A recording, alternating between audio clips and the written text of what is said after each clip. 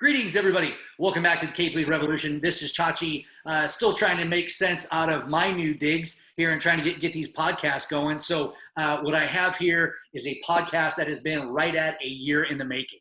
So joining us today from Scott Air Force Base, Illinois, is the Command Chief of 18th Air Force, Chief Master Sergeant Chris Simpson. Simp, welcome to the Cape Lead Revolution, brother.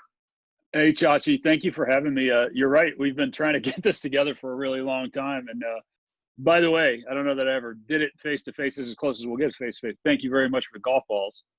Those were stellar. I actually was down in South Texas last weekend at my father's playing golf, and I pulled a set of those out, and I said, look at these golf balls I got from this guy, and explain the whole story and everything. But glad to be here, glad to sit and have a conversation with one of my favorite people in the whole world, man. You're one of a kind, brother, and you're doing great things with what you're doing with this podcast.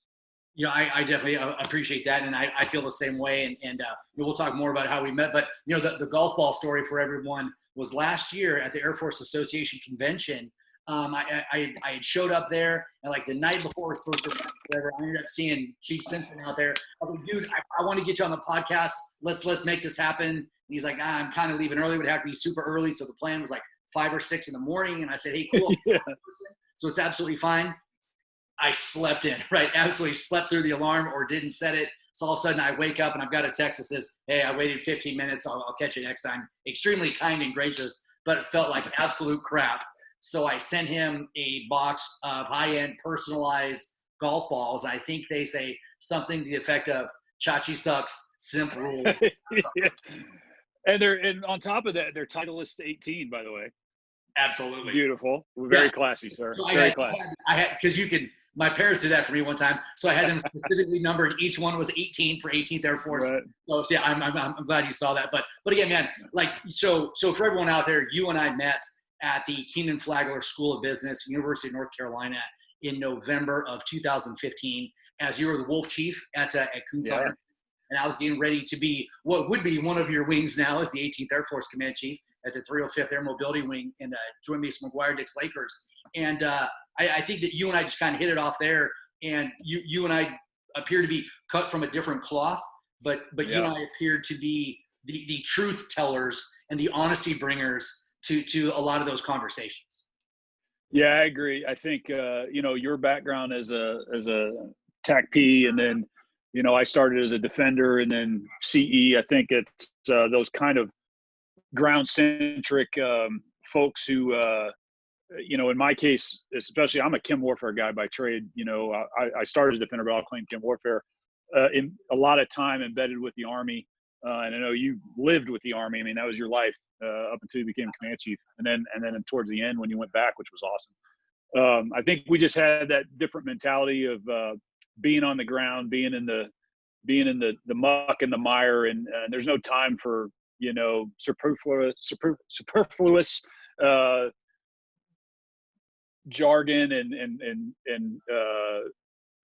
we just didn't mince words, I guess is the best way to say it. And I think that's why we hit it off. And plus, great sense of humor, and great sense of humor always brings people together.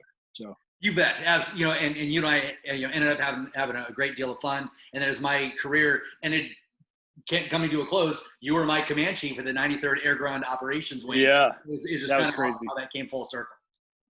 I tell a lot of people about that because, obviously in the command chief business, there's an ongoing debate about going to being a command chief and then maybe going out of it. And I'm a big fan of that. I did it too when I left Kunsan and went back and was working down at basic training and then went back to command chief gig.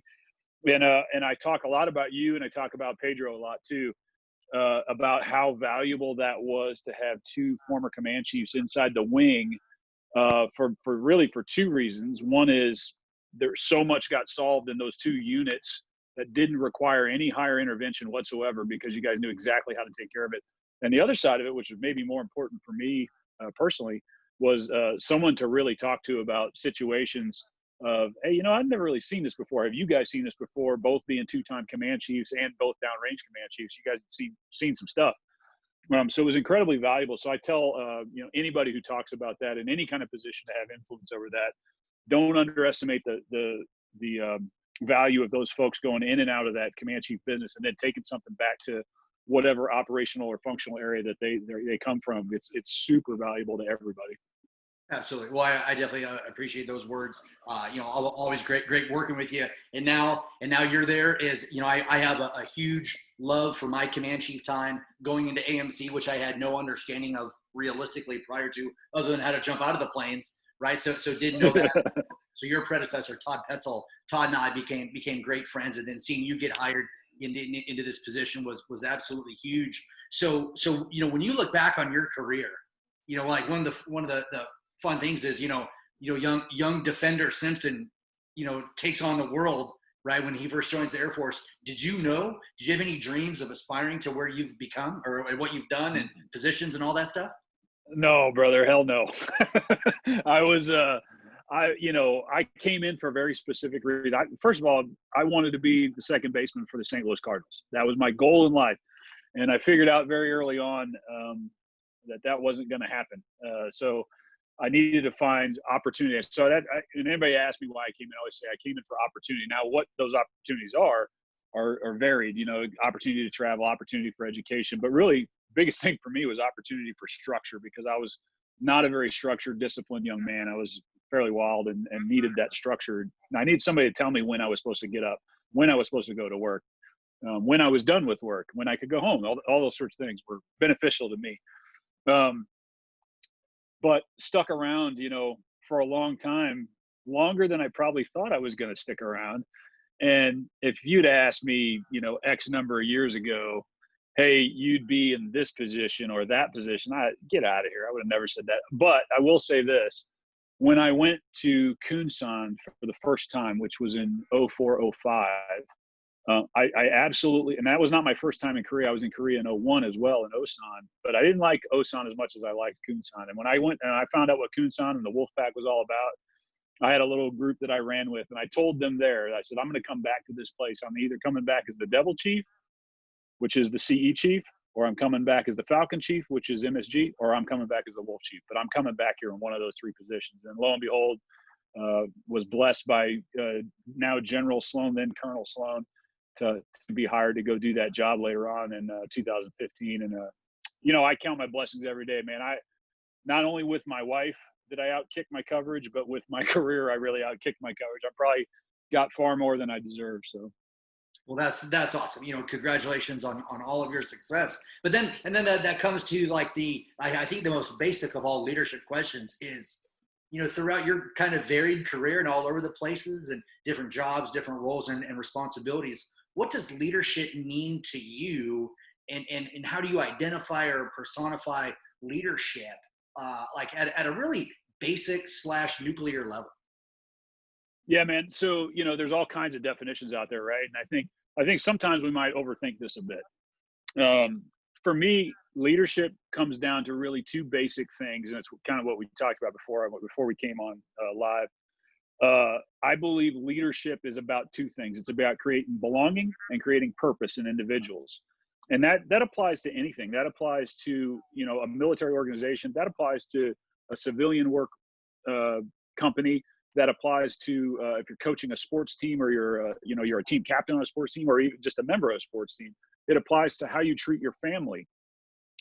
If every single day you're making the people around you feel like they are important and they're contributing something, and that what they do actually in the end, what they're doing is really important to mission accomplishment. If we're talking about the military, you're doing your job, and however you go after that, I don't believe that there's a set number of things. There's not a checklist with a bunch of blocks you got to check in order to make sure that you're doing the right things.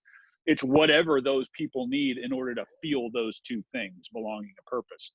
Driving those home, every single thing we do as leaders, and really, a little talked about facet of this is followership.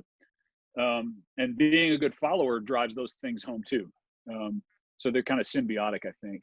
But yeah, leadership to me is about belonging and purpose. That's the best way I can sum it up, and making people feel both of those things. So when you look back at your career, or bosses or teammates or subordinates / direct reports that you've had out there, what are either some of the traits that you feel that people have embodied to kind of personify that, I guess, and or what are just some of like the personalities and or people that you think were some of the best leaders for those reasons? Not trying to, get you to pick favorites or bring up bad. No, it's good, man. We get this question all the time, brother. And so I name two people always. And it sounds jacked because I'm not going to name an enlisted person for this, but there was just two people who had really profound impacts on my career. And one was one who kind of put me back on the straight and narrow, because like I said, I was a wild kid prior to the military, but I was also a wild kid my first term in the military. And I'm sure we'll get to that story at some point, because it's a pretty good one, actually. But I had a commander at my second base. It was Major Dave Ortiz at that time, but he wound up being lieutenant colonel before he retired, who, just jerked a knot in me, straight up jerked a knot in me, but didn't finish it with that. He said, he broke me down completely. And then he looked at me, and it was really funny because he was a grizzled old dude. I mean, he was like a character out of a movie. He walked around with a real chewed up cigar in his mouth, silver hair, was a Vietnam vet, like the rumor was that he had 4 Article 15s when he was a prior enlisted dog handler. I don't know if that's true, but it makes for a great story. And he gruff talk like this, and I mean, he was just awesome. And so he chewed me up one side, down the other. And then he said, now this is what we're going to do to build you back up. And he laid out a plan for me and said, you're going to do this. And not only did he do that, but he came and followed up and checked on me. One thing, I was a cop at the time, and he made sure I was working in the armory and going to school. And he would come to the armory in the middle of the night and bang on the armory window.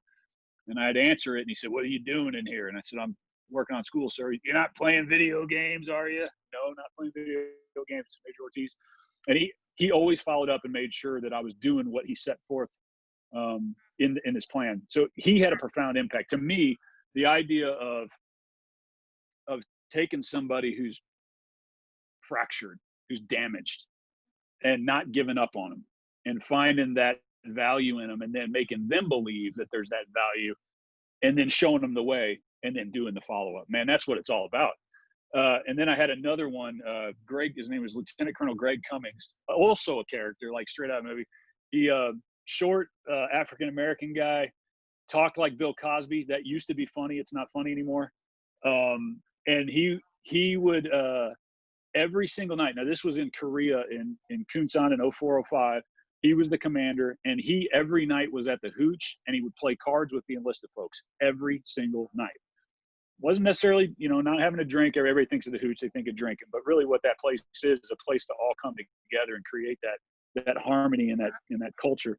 And he would be in there every night playing cards, playing euchre, and talking to you about your family. And by the end of the year, he knew everybody in that unit. He knew their families, he knew their ages, their names, what your goals were with your life, with your career, everything. He knew everything about every person in that unit. During the day, he was at the BX in the food court with his officers, eating lunch with them every day. The guy was amazing at connecting with people, and that's where I really learned the power of relationship and how you can take relationship and taking the time, to grab a cup of coffee and give somebody 15 minutes to just sit and listen to them talk about what's going on in their world, and how incredibly influential that is, and how cheap it is. Oh my gosh.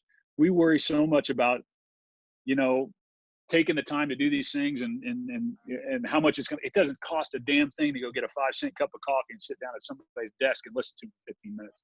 Might be the most important 15 minutes that person has that day or that week. You never know. But I think, to get back to your question, I rambled on for a little bit there, to talk about influential people who kind of led you in that direction. It would be those two without question. They were both just magnificent leaders and great officers in the United States Air Force.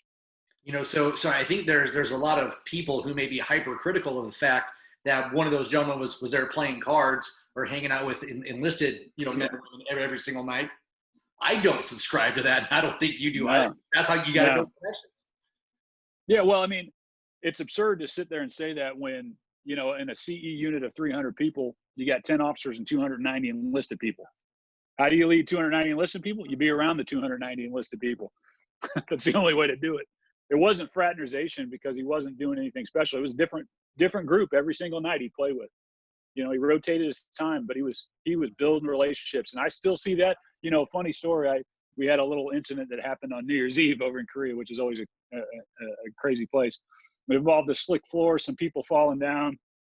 And I remember he was standing there, and the MSG commander was standing there, and he looked over at me, he said, and with his Bill Cosby voice, he says, "Saki make no good party." And so every New Year's Eve or New Year's Day, I get an email from him that says, "Saki make no good party. Happy New Year's." That is absolutely awesome. And so, the thing that I love about you is just your humanistic approach to everything. You are who you are. It gives you all your strengths, gives you all your weaknesses. You've hinted around a failure or a time in your career where maybe you weren't the best. I too had that. I got kicked out of a country and off of deployment back in 2000. I remember that story, man. You should tell that if you haven't told that on air before, because that's so I Theo shared it a couple different times. I'll bring it up on my podcast, but that was a hugely, again, what happened to me, I don't think I deserved, but like you, I needed that not jerked, right? And so that I think I needed that seminal moment that showed me, hey, your behavior needs to curb, and this. You've missed all these other hints. This is your distinct warning. And that's exactly what I needed. I'd love to hear this scenario and how it played out for you. Oh, brother. So, my first base, a kid with no discipline at all. They send him overseas and drinking age is 18. So what do? I'm a defender. We work hard and we play hard, and it was Foster's every night. So we're drinking too much and we're getting in fights all over the place. So that caught up. I got the first incident. I got it was a fight in the bar at the club at Lakenheath, and I got a LOR UIF control roster for that one. Well, I was actually really good at work though. I really knew my job inside and out. And so they're like, okay, well, we need to get you off the control roster. You've done great for X number of months. They take me off it. No sooner they take me off it, I got another one right after that. So they dropped the hammer. I got an Article 15. I got a 2 EPR. Lots of people you see that have Article 15s that go on to do stuff. Not very many with a 2 EPR though. So I got a 2. I got, I had to pay a fine. I had to do extra duty. But I deserved every single thing I got, man. I was just totally out of control. So I PCS'd right after that happened. Got to my second base, which was in New Mexico in February of '95. And back then, a defender, you got to take like 30 days when you get to a base, and you go through what's called phase 1 training, and you learn about operations of that base before you go out on the road or you stand a post or whatever. So in the meantime, for that, they were trying to tryouts for the base softball team. And, for those who don't know, I play a lot of softball, and so I made the base softball team before I actually finished phase 1 training. Well, then they give you at the end of when they made the cuts, they give you this sheet of paper and say, you got to get it signed by your commander because we're going to need you to get off some during the year, which for a cop's not that easy. So I take this in, I take it into the ops officer, captain, and he had just received my EPR from Lakenheath that day in a Holy Joe. For those who are out there, who doesn't know what a Holy Joe is, it's snail mail. So he pulls this out, and it's got the 2 and it's far left, and it's a train wreck. And he's like, who is this piece of crap standing in front of me right now? And that's all he's got to go off, right? So he's like, I'm not signing that. You haven't proven yourself. You've got this. And so, I'm fairly upset. And also, again, not very structured, not very disciplined. I said, well, with all due respect, sir, I paid my fine. I did my extra duty. I did all this stuff. When am I going to get over this? When do I get past it? I want to see the commander about this. Yeah, that was pretty not the smartest move I ever made, but in the end it wound up being smart. Anyway, so they set me up with the appointment with the commander. I go in, and that's why I said he just crushed me up one side, down the other, and he goes, so you're an athlete, huh? Well, you're going to be on my Peacekeeper Challenge team, which is it's a team that they used to have for cops where you shoot, run the obstacle course, and do a mission, and it's a competition, and you're relieved of duty for like the whole summer. So that's all I did all day was go get up in the morning, run the obstacle course, go shoot, go to the gym, and repeat every single day for like 4 months. And at the end, you go out to Nellis. I was out at Indian Springs back then, Creech now, and you do a competition. So you're going to do that. You're going to leave my team because you're an athlete. You're going to do this. You're going to go to school. You're going to do this. And if you keep doing all these things and doing a good job, we're going to generate an EPR on you every 120 days, which, when we used to be able to do that, we could bury a bad EPR, right? So we go all the way through this process. And like I said, the whole time he's checking on me, making sure that I'm doing the right thing. You know what I learned about it? I said, at that point, this guy took the time to do this for me. I need to do this for somebody else. This is what success looks like. And so I said, well, how do I do that? So I kind of set some goals there. That's when it started formulating in my brain. Well, maybe I wanted to be a first sergeant, right? So I kept putting, and I retrained, and I went to CE, to emergency management, and I tried to retrain to be a first sergeant. Doesn't happen. Manning's too low. I said, well, maybe I need to go be an officer. I put in an OTS package. You don't get approved for OTS with that kind of stuff on your record. And I said, well, I guess I got to go make chief and be a chief. But I think the important thing about all this is I learned along the way is none of those three things that I set for goals in order to make that happen were needed. Every single thing that guy did for me, you could do at whatever rank it is, whatever station in life you're at, you can turn around and do that for somebody. It just takes time and a little bit of effort and caring and giving a damn. And so that was the biggest lesson I learned out of it. But, the joke I make out of that is everybody talks about the hardest rank. What do you think the hardest rank to make is in the Air Force? Ever since tech, right? Damn, senior airman was really hard for me to make. I struggle with that one, and that one's free. You get that one. Yeah, right. I have a buddy. He just did an amazing post. You probably don't know the name. I'm not going to call him out here. He got senior airman below the zone twice. That's an accomplishment right there. Right, but kind of well done. Talking about his awesomeness, right? He did it once, got in trouble, and they still found it. Yeah. Anyway, yeah, absolutely awesome. So I got A1C above the zone twice. Nice. So you came in. You had some struggles. You had a tough time, identifying with some of the structure of the military, and that's before we had nearly 20 sustained years at war. So now that we've seen these wars, I've seen the young generation come in, and I see a lot of people struggling to identify or struggling to find success in the Air Force. What advice would you have for them? So for young airmen, what I try and get them to understand is a couple of things. I would say I usually try and give them a piece of advice, both personally and professionally. And from the standpoint of personally, I'll say slow down. I think when we are young, we think that there's certain things that have to happen in order to, it's kind of what I was talking about before about what success looks like. And I think we don't understand until we look backwards what success looked like. And success is enjoying the experiences that are presented, the opportunities that are presented to you. So if you're that young person who gets to go overseas to your first installation, it's not about jobbing all the time and then partying hard off duty. It's about, hey, you never know when you're going to be able to be in this situation again. So go experience everything that location offers you. It's about opportunity. Everything we do is about opportunity. From a professional standpoint, I would say listen more than you talk, which was a big part of my problem. Is I talked more than I listened because I thought I knew everything. I was seriously lacking humility. And the more you listen, the more you're actually going to learn, especially as it relates to the people around you, man. I wish, guys like you and me would have listened to those old timers that were telling us stuff, but we just, you're old timer, you know what you're talking about, Vietnam. But man, those guys knew it because some of those things that they're talking about are universal and they never change. And I wish I would have listened more. So I try and get guys to do that now, is to slow down, appreciate what you have. Appreciate family if they have a family. Take that time to be with them. The job, we got lots of things that we got to get done, but you know what? A lot of times they can wait. You bet. Because your kid ain't going to remember that you got a bunch of paperwork done for the boss. Your kid's going to remember that you were there for the damn T-ball game, and they will remember that because they certainly will remember if you weren't there. And that, ladies and gentlemen, is why I retired, right? And I'm very sad for all the time I missed with my then 12-year-old, now about to be 15-year-old.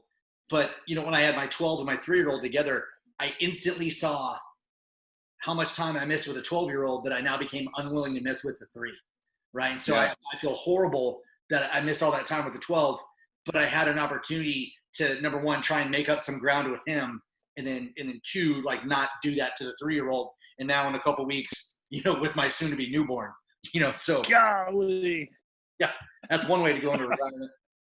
Yeah. But I'm absolutely thrilled. And kind of changing gears. I don't like negatively skewed conversations, right? So I'm going to ask you a little bit about bad leaders. But the only reason I do that is because I think we need to have distinct conversations about scar tissue. And we need to proactively ask people about scar tissue. What scar tissue do you have from previous bosses? What are your personal hot buttons, right? I want to know that ahead of time because I may be inadvertently pushing you along the way. What do you have to say about any of those concepts? Oh, brother. So yeah, there's a couple things that really set me off, man. Rushing to judgment is a first one. So I kind of, I believe in like scientific method on everything, which drives my wife a little bit nuts because I tend to look at things very much from almost like a stepped back view. And I don't attach a lot of emotion to the arguments.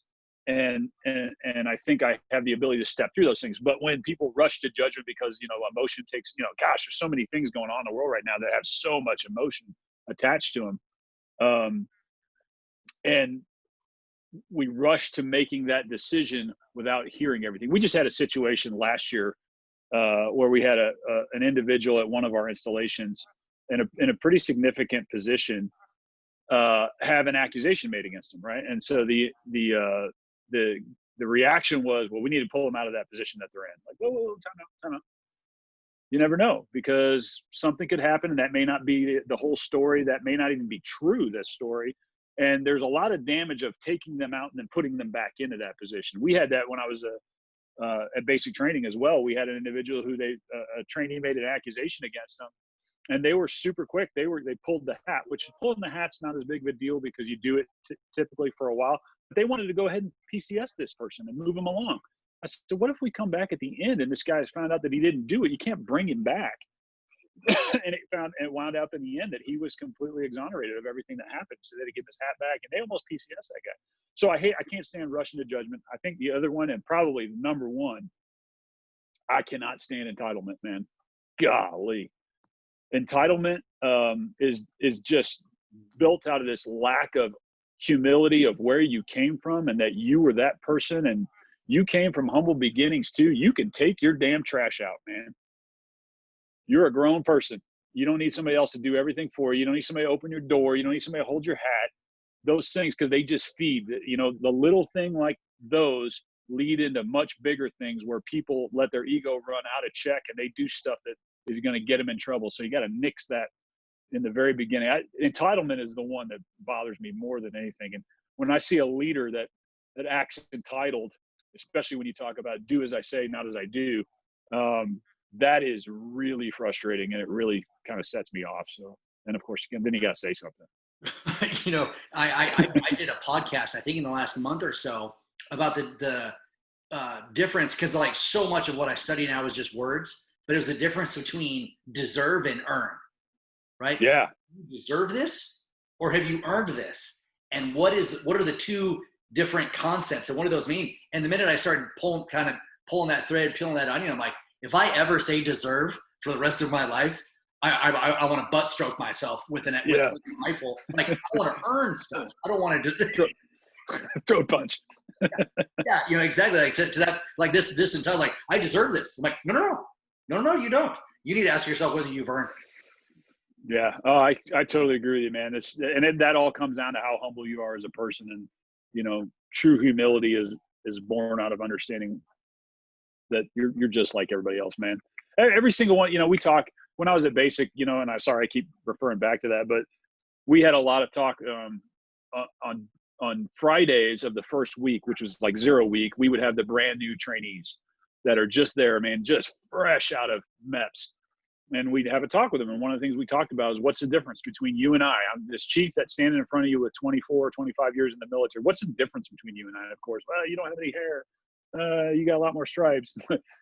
Yes, those are all true. But the real core difference is I was born before you. Other than that, there's really no difference in us. You're probably smarter than me. You probably have more desire than me. You probably have more talent than me. So really the only difference is that we're older. So let's kind of understand where we all come from, that we all have the same needs. We have the same desires. We have the same wishes, dreams for our kids. We're the same. So don't let that go to your head just because you're in a different position. Yeah. Wait, so you're meaning to tell me that the young people that join the military, those are human beings too? Yeah, they sure are. How about that? So like that is one of my pet peeves. Like for me, in like, you know, growing up, people would ask me questions. And one of the things I would, and I've said it many different times on this, was whatever that little star in the middle of my stripes, whatever power that had, I would go back in time to my first supervisors at Fort Bragg and be like, hey, I get that I'm just a piece of shit airman and I don't know anything right now, but one day I'm going to know something. Yep. I'm going to be a senior leader in our career field. I'm going to be a senior leader in the Air Force. Like, and I'm going to find success without you. But can you just take a second to look at me and realize that one day I could be something great? And can you see that in me now? Like to that very point that you're talking about, I did not have that in my career. Yeah. Yeah. So, you know, quite frankly, I didn't have it much as a cop. I did it CE. CE was, you know, we had it big time. There was a few in the security forces world, but you know, security forces have a little bit of a reputation for eating their own. It's just because there's an expectation of high discipline. And another thing we don't, you know, talk about was, so I just said that. And as I said it, I thought something in my head. I said, you know, maybe I didn't have that as a cop, but you know what? Maybe I didn't earn it as a cop because I wasn't a very good airman. I was a good cop, but I wasn't a good airman. So maybe I didn't just, you know, didn't earn it, what I'm talking about. So, you know, it's all about perspective, I guess. Yeah, fair. I mean, yeah, it Kate, right? Perspective's in there. You know, like there's so much that is perspective based. And then with that, I before we get into talk about your basic training time, which I totally want to have people hear about, was what were some of the best experiential lessons learned? Not maybe like a pure lesson that you did, but just things that you experienced along the way that you were thankful for that wouldn't have gotten otherwise, or you were in the right place, right time. What are possibly some of those things that maybe helped shape the leadership dynamic for you, or your understanding of the practical application of leadership? So I would, you know, this is going to probably not go the direction you were thinking it was going to go, but everything I know as a leader, but also throw follower in there, because again, I said before, I think it's underrated and it's not talked about nearly enough. Everything I learned about that, I learned playing sports. I grew up playing baseball. Like I said, I thought I was going to be a Major League Baseball player, but no. And then throughout the military, I played on the Air Force softball team quite a bit during my career. And everything I learned about it was there. I mean, team sports is the perfect metaphor for life. It's the perfect breeding ground for learning when you're supposed to take charge, when you're supposed to support somebody, when you're supposed to, you know, put your foot down, when the pressure's on, are you going to cave? I mean, there's just so many things that happen on there. I can remember a couple of times, in particular with I'll use Air Force softball as an example.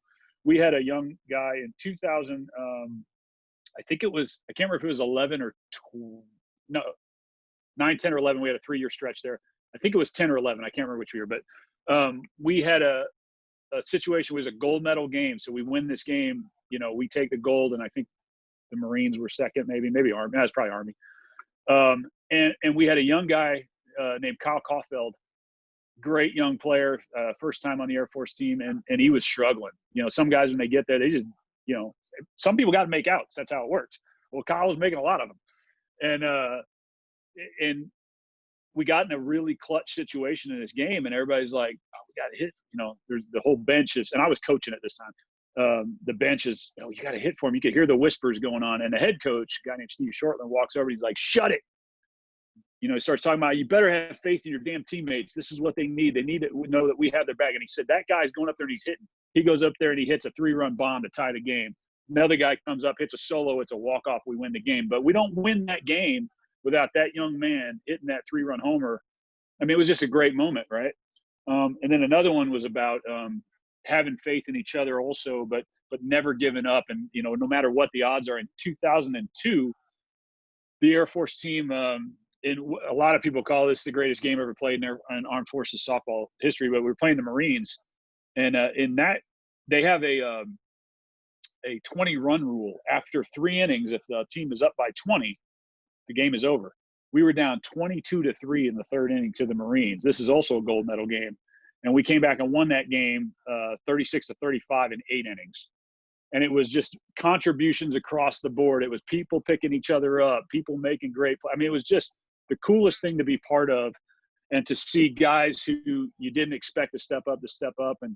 And I always think back to those things, and I look at how can I use lessons from that. Well, man, there's so many lessons you can use from that, about having faith in each other, stepping forward when somebody needs you, wrapping your arms around somebody. We talk about the belonging and purpose piece I was talking about. Belonging is a huge piece of that. Wrapping your arms around somebody, saying, "Hey, man, I know you just made this out, but we're not going to win without you. I need you." And then they come back and they do something great. And I know it's just sports and it's just softball. It's a picnic sport. It's made for people who couldn't play baseball, right? But it matters in the pantheon of learning about life. So I absolutely couldn't agree more. And that's probably a great break for us right now. So everybody stay tuned. Chris and I are going to talk probably some more sports metaphors here in a little bit. We're going to take a quick break. So we will be right back with the Command Chief for 18th Air Force, Chief Master Sergeant Chris Simpson. Be right back, everybody.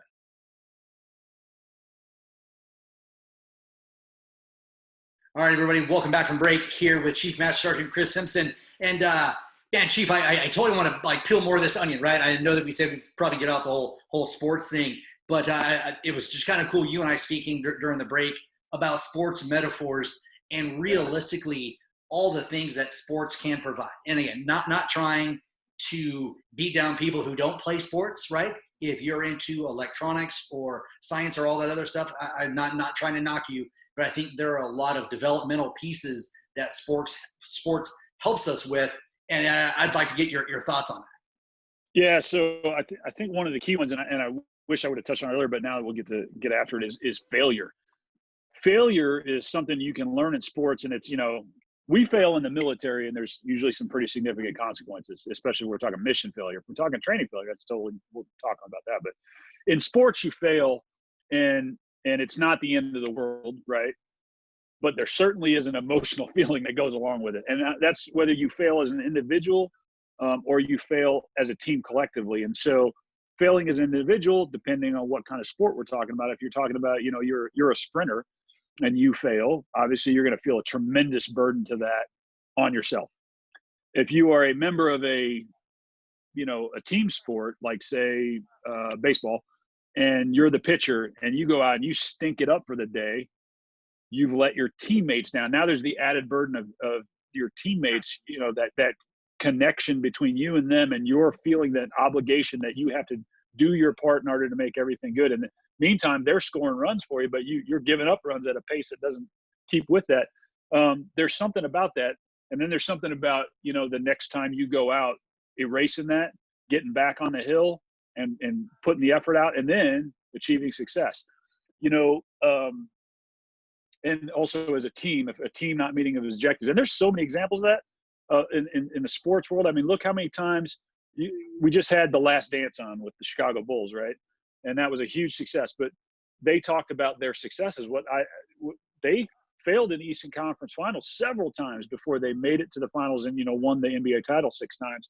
But they couldn't get past Detroit for a long time. And those failures made them stronger. Those failures made them better. They continuously got better, worked on their game, built that intestinal fortitude to get better. And we do the same things. I think too often we look at failure as being this dramatically terrible thing. And reality is it's exactly what you need, because there's a couple of reasons. One, it's to get better, like we talked about. But how do you know how truly capable you are if you don't push yourself to failure? It's mind-blowing to me that we'll tell people to go in the gym and build muscle. I want you to go in the gym. I want you to lift weights. I want you to build muscle. And the way you do that is you lift to failure, right?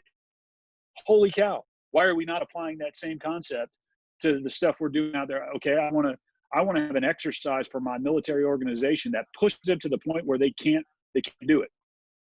Well, because then I know exactly how far I can go in that case. And I also can know where I can get better in order to make us as effective as we can be when it's the real thing.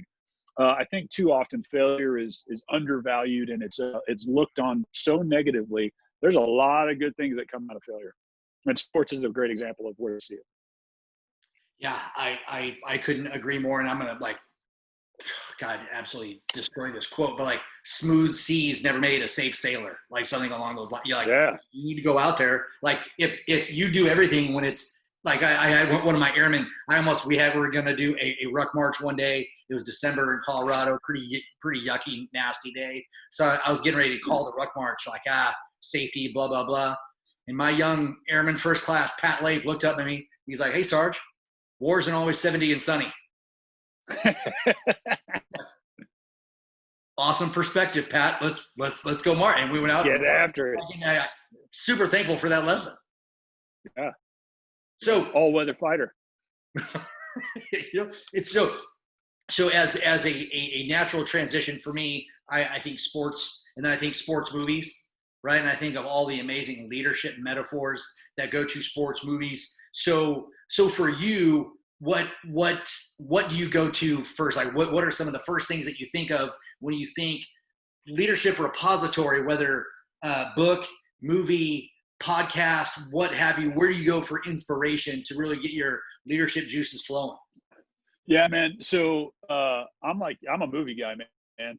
And so I got a couple of these, but you said movie, which made me really think of something. So during COVID, obviously people are exercising at home a lot more. And especially early on when this was going on. So for truth in advertising, I do not like to run. Hate it. I like to box. That's a little bit more, varied in what you can do. But for some reason during COVID, I got into running, whether it's out running on the street. So I don't like to run out on the street, although the last month I've been running out on the street a lot more. I think it's because my neighbor, Terry Green, who I know you know, is an avid runner, and he's inspired me to get out and run some. But we have a treadmill. So during COVID, I've been running on the treadmill a lot, whether I do intervals or I do a long run, doesn't matter. Or I'll do an interval and then lift some weights and then come back and do another interval and then bounce back and forth. But the whole time I have the TV on and I have the same movie playing all the time, and it drives my wife bananas. But I play the movie Miracle by about the 1980 Olympic hockey team. And my wife comes in and she's like, "You're watching it again?" I go, "Yep," because I get the same goosebumps every single time, every single day.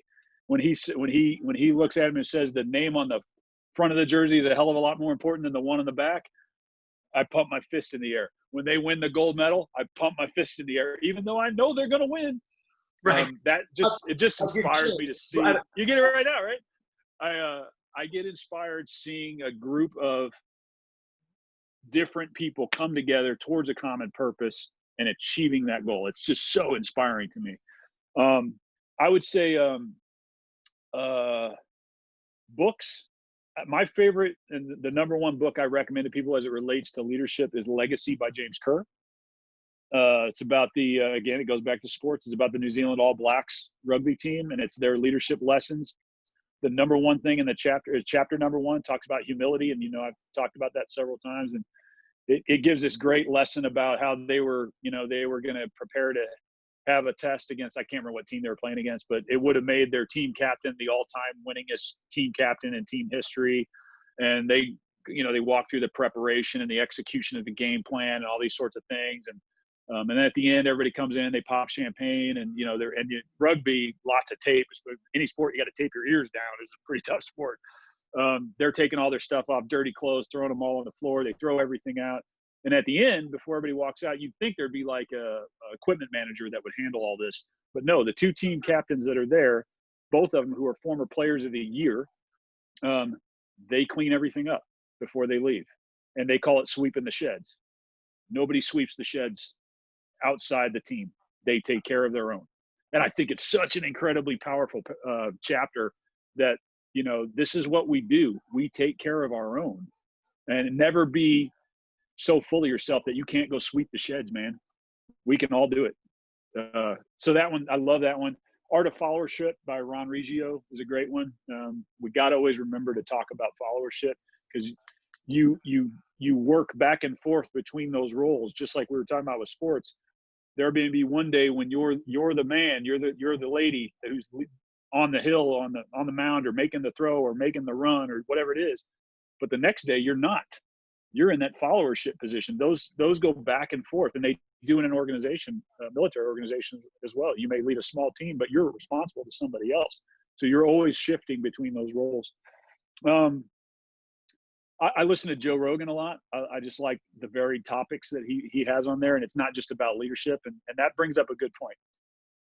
For anybody who's listening out there, do not pigeonhole yourself into reading only about leadership, listening to podcasts only about leadership, watching movies only about leadership, because you're a boring ass person if you do that.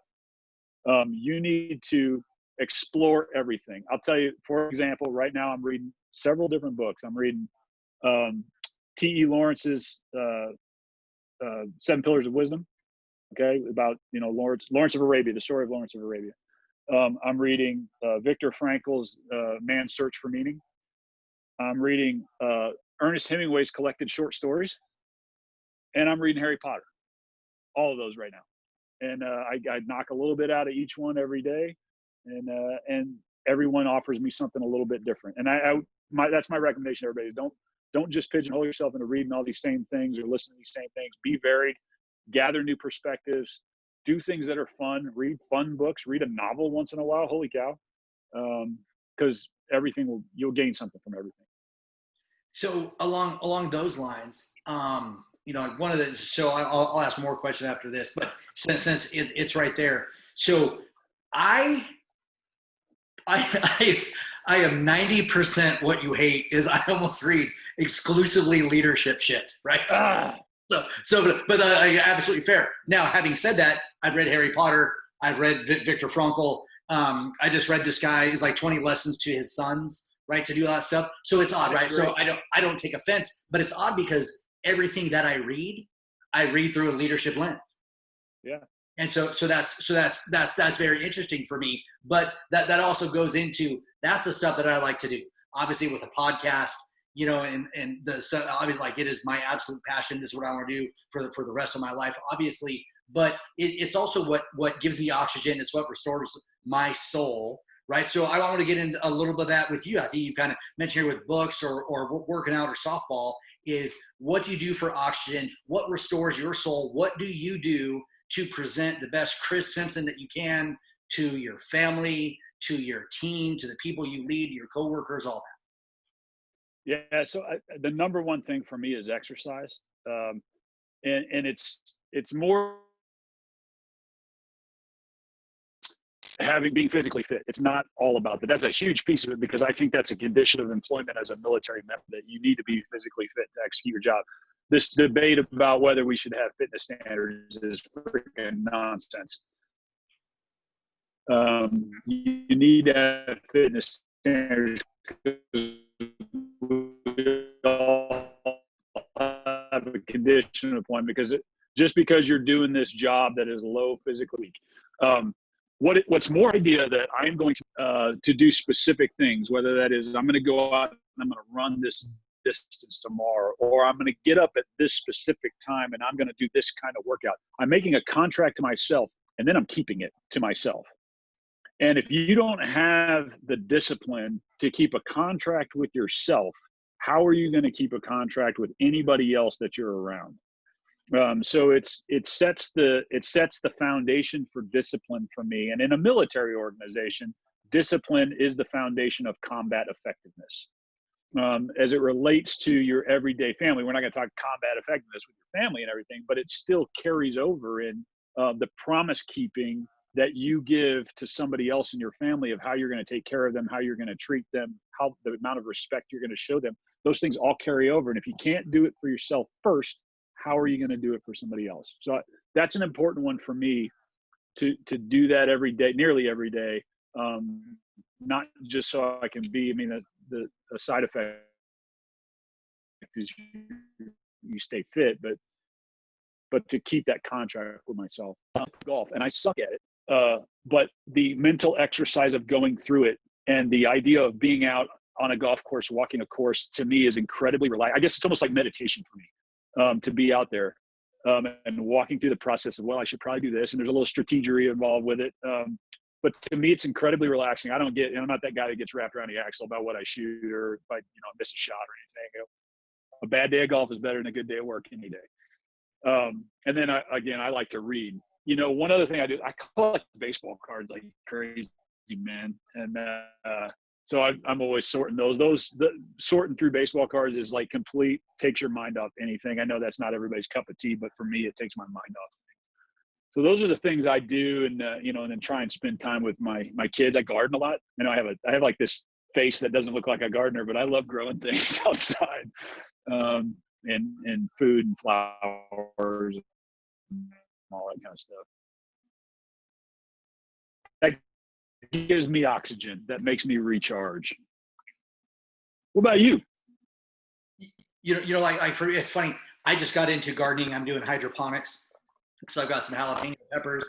I just bought a PVC stack of stuff with a system to go through to feed. So we'll see how that goes for growing stuff out here. But before I get into the last question, what I would like to ask about is your time at basic training. So if you wouldn't mind explaining people to the job that you had, kind of at the timing and environment and scenario that you were sent down there, and some of your best experiences or lessons learned.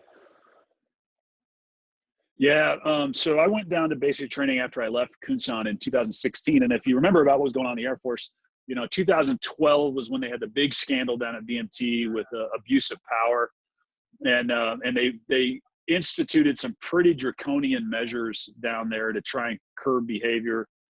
They upped the manning overall, but they also upped manning and supervisory positions, number of officers, number of instructor supervisors, all those sorts of things. And up until that time, up until about 2013 or 14, they had a hat-wearing MTI who had moved up to chief as the group superintendent. The guy before me was a non-hat wearer, zero experience ever in basic training, and he sat in the seat. And then when I came in to replace him, I was chosen because I had experience. I was in basic training previous to that, from 99 to 03. As a field instructor teaching chem warfare out at Warrior Week when we stood up the Warrior Week program. So and my wife was an MTI at that time. So I had experience in basic training, but not necessarily slanted towards the MTI viewpoint. So they came in there and really, we were still having some pretty tough measures, and it was hard to understand which ones were actually effective towards curb, because the behavior had been great. The behavior had changed. We hadn't had an instructor get in trouble for a long time, but we had a lot of things in place that you couldn't really tell which one of them were the impetus for the change in behavior. So we walked through trying to peel some of that back, putting a little bit more rigor, because quite frankly, in my opinion, it had gotten kind of soft on some things. And so we kind of had the goal of trying to instill a little bit more rigor in it. And to me, the way I described it is pressure. It's not about power, it's about pressure, and applying pressure appropriately so that people would, we would see how they react under all kinds of different situations. And pressure doesn't mean you have to yell and scream at somebody, but it sure is, having somebody right here looking at you is pressure. They don't have to be screaming at you. They're just looking at you, watching every single thing you do. That's pressure. And our goal was to try and get pressure without abuse. And so I think we moved in a lot of directions to help with that. One great thing, I was a huge fan of the DSD process for selecting MTI, still am.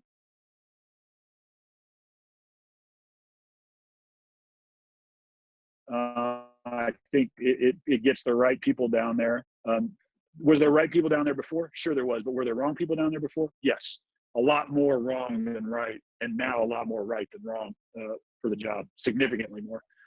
But it was all optional people down there that just wanted to be there for the right reasons. And some that came down there and didn't necessarily want to be down there. They were kind of voluntold that they thought they would be the right people for it, and they learned to love it. And to see that we don't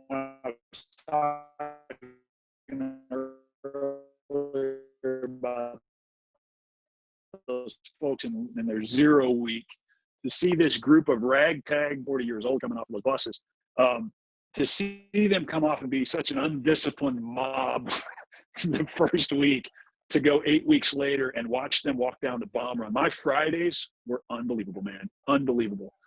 Get up in the morning, get dressed up in your blues, go out to the bomb run and watch a bunch of new airmen walk down the bomb run and then recite the Airman's Creed in your face. To have 750 people yell pulling the Airman's Creed 20 feet away from you is a powerful experience. So it's something that I, really thoroughly enjoyed. Loved to be a part of it. I was a little upset that I wasn't down there longer, but then I left and went to Diego. But so many things down there were just tremendous lessons. Lots of funny stories from all kinds of different. Dang. Well, so yeah, that sounds like an amazing job, and I can only imagine what a wonderful experience that is. And so as we wrap up the podcast, the last question I ask everybody, and again, I think our internet's getting a little bit glitchy here, so I apologize, but noon on a 110-degree day here in Phoenix, there's probably going to be some atmospherics affecting the Wi-Fi. No so worries. all our viewers and listeners out there, I apologize. But like one of the fun questions that I ask everybody is, and you may have already answered it, by the way, is what would you do in life if money were no object and you knew you could not fail? Oh, man, there's so many crazy things I could do with this. And I thought about a few things. So can I get more than one answer? Is that okay? Yeah, please. Oh, okay. All right. So the first thing I thought about was I don't have like real high expectations when I retire. I don't want to go like work in some Fortune 500 company or anything. I want to own a boat. I want to go out every day and catch my dinner, and then come back to the house, cook it, go to the bar. I really want to live in Key West when I retire. I mean, I kind of want to be Ernest Hemingway when I retire. So if I could have a small charter business, a charter fishing business that takes maybe a couple people out a day, I don't want a big one because that's too much of a hassle. But if I could do that, that'd be great. Or a dog rescue. My wife and I, we rescue dogs quite a bit. Over our time we've been married since 2001. We've had 13 different dogs, and most of them have been rescues. So if we could open a rescue shelter for dogs, I think that's probably something we both would love to do. Or last one would be if I could go be the historian for the St. Louis Cardinals and go watch baseball every day. That'd be pretty okay in my book. Those are absolutely awesome questions. Man, so whether the fishing, dog kennel, historian, like I'm more of a football guy, but absolutely love sports. I think those are phenomenal. And again, so much of the podcast is for me just trying to humanize senior leader positions, right? At the end of the day, you're just a dude, right? You're a husband Right. and father, and you're trying to make sense of life just as we all are. You probably have more perspective than a lot of others, which is why I really appreciate these conversations. And for everyone who's gone through here, as I break everything down by CAPE with caring, alignment, perspective, and expectations, I think that goes through Chief's fundamental principles of belonging and purpose, right? If you're talking about belonging, caring and alignment, right? What people care about, and you're aligning them with cares. If you're talking about purpose, you're talking about the perspective for what's going on, and you're giving people the expectations for what they do and how they contribute and put all that stuff together. And so whether we're talking about, struggling and finding our way through any type of organization with some perhaps mishaps in the very beginning, whether it's having honest conversations, whether it's about creating an environment for people to grow and thrive. Chief Simpson, man, you have done it all. I appreciate everything that you've done. I appreciate us finally getting together to do this, man. And I've had a hell of a time, and I'll push it over to you for some closing comments. Oh, man. I'll tell you what, brother, you're right. I'm so glad we're finally able to do this. And I can't wait till we can finally get together somewhere about some of these sorts of things that both, really fire us up. You're doing great things with this. It was a pleasure knowing you as an airman, but more importantly, it was a pleasure knowing you as a man and as a father and a husband.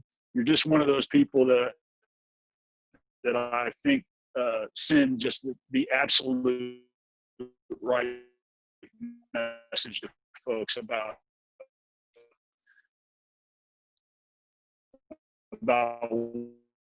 what matters in life what your priority should be. So thanks for allowing me to be on here. Thanks for allowing me to tell a few stories.